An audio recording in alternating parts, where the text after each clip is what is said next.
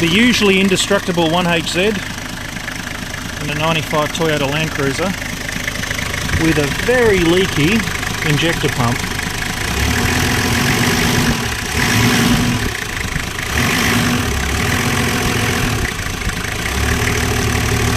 I'll have to put it up on some ramps and see if we can find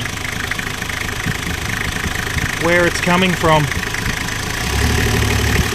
Injector pump rebuilds in Australia run from at least $1,200, usually up to $3 or $4 grand. It's ridiculous how expensive it can be.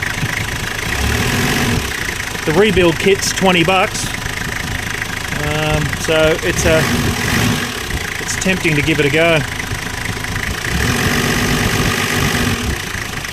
But what would also be interesting to see if you can just take a part of it off and not have to remove the entire pump, just to get one seal